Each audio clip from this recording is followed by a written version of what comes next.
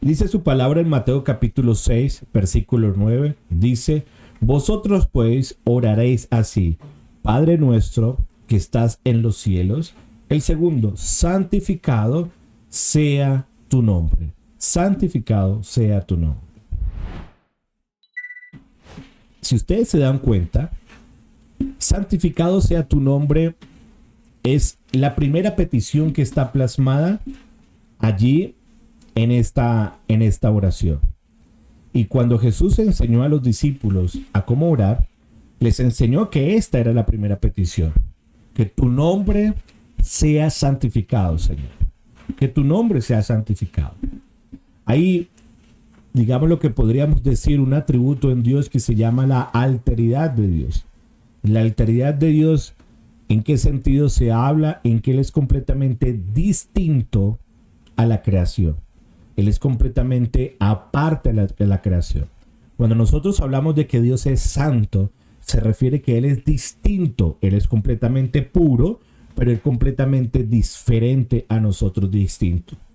Nosotros entendemos que allí en la cruz de Calvario, la palabra nos dice a nosotros que mediante la justificación de Cristo, una vez allí hecho esto, cuando ocurrió lo que fue la salvación, la justificación, ocurrió un regalo para nosotros que fue la adopción.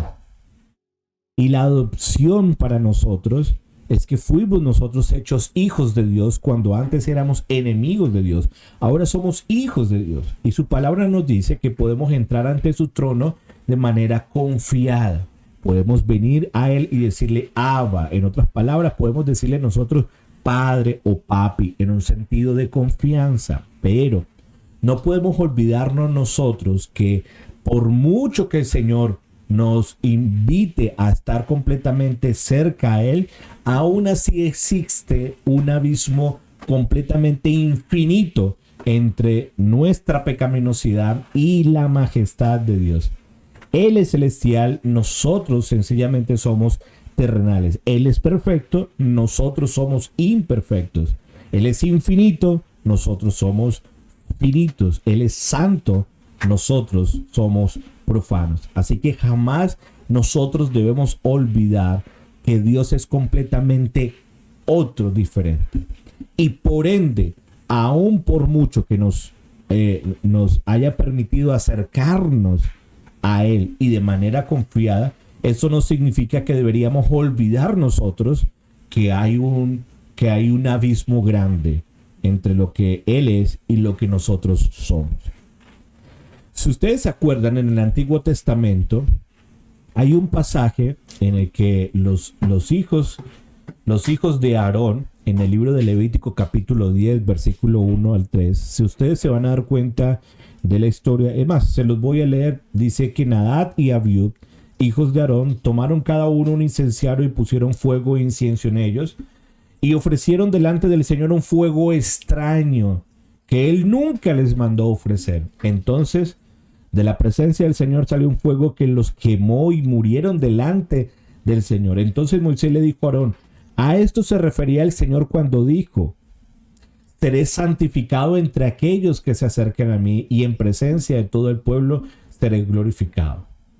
Así que, iglesia, Dios exige que lo tratemos a nosotros, que lo tratemos a Él como santo, porque Él es santo.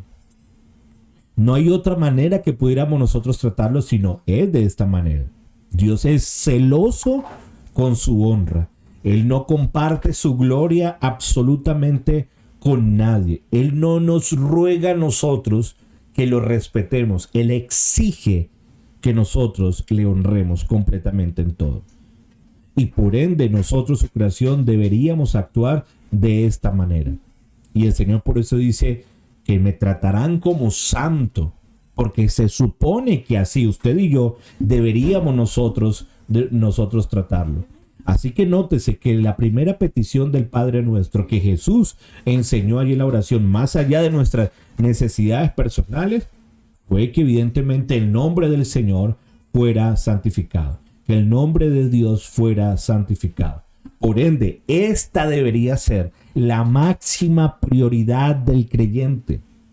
Esta debería ser su máxima prioridad, debería ser mi máxima prioridad en mantener el nombre de Dios santo, en honrar el nombre de Dios, no porque dependiera de nosotros, sino porque nosotros fuimos llamados a honrar y a santificar el nombre del Señor. ¿Por qué? Porque sencillamente Él es santo. Y por eso creo que la iglesia misma debe entender este punto. El Señor le pidió al pueblo de Israel en el Antiguo Testamento que lo honraran de esta manera, que lo honraran. ¿Por qué? Porque Él es santo. Y yo creo que la iglesia en la actualidad deberíamos saber que deberíamos honrar al Señor de tal manera, sencillamente porque así lo está demandando su palabra. Pero lo demanda su palabra, ¿por qué? Lo demanda su palabra para nuestro beneficio, para nuestro provecho, no.